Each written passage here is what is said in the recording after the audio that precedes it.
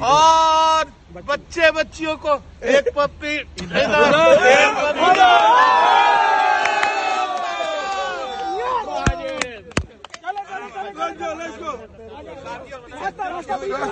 جگہ چھوڑ رہے ہیں، ایک منٹ جگہ چھوڑے، ایک جگہ ساری آگے سے ہٹ کے ذرا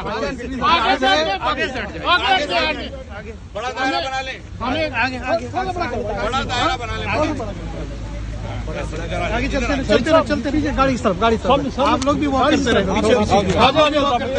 گاڑی کی طرف واک کرتے رہے، گاڑی کی طرف واک کرتے رہے۔ الطاف بھائی یہ ملاقاتیں جاری رہنی چاہیے، کورٹ میں نہیں، کورٹ میں نہیں، نہیں اللہ بچائے سب کو کوٹ سے، اللہ بچائے سب کو کوٹ سے۔ بہت شکریہ آپ لوگوں کا بھی، بہت شکریہ، بہت شکریہ۔ مہاجر مہاجر مہاجر مہاجر دریا کی موجیں مہاجر دریا کی موجیں مہاجر موجوں کی روانی مہاجر موجوں کی روانی مہاجر ایک پاتا پانی مہاجر ایک پاتا پانی مہاجر مشرق سے آیا مہاجر مغرب پہ چھایا مہاجر شمال میں دیکھو مہاجر جنوب پہ چھایا مہاجر۔ نہیں مرتضیٰ بھائی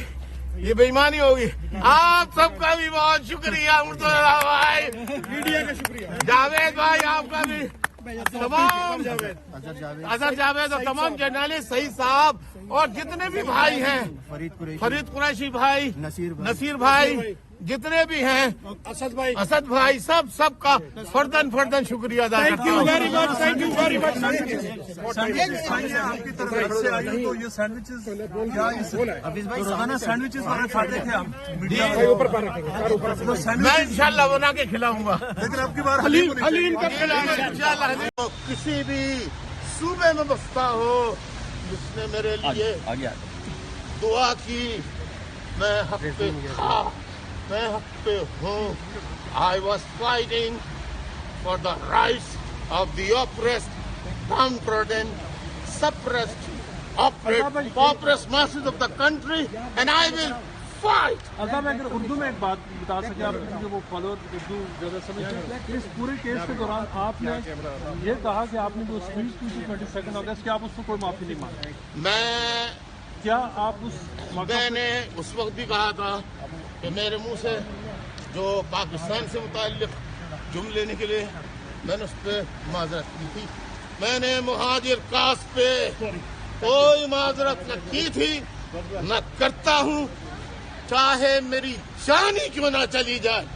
میں کبھی مہاجر کاس کا سودا نہ کیا ہے، نہ کروں گا، نہ کسی اس جد و جہد پر کسی سے معافی مانگوں۔ الطاف بھائی جو آپ نے وہاں پر جب آپ نے یہ کہا تھا کہ یہ اسٹیٹ ٹو اسٹیٹ معاملہ ہو، بعد میں کورٹ نے میرے اوپر ہی پابندی لگا دی، یہ ڈسپلن تو آپ کے لیے اوبویس ہے، یہاں پورے کورٹ اور ٹرائل میں جانا ہے، ڈسپلن ہوگا روزانہ صبح آنا جانا۔ نوٹ کنٹروورشل کوشچن کے لحاظ سے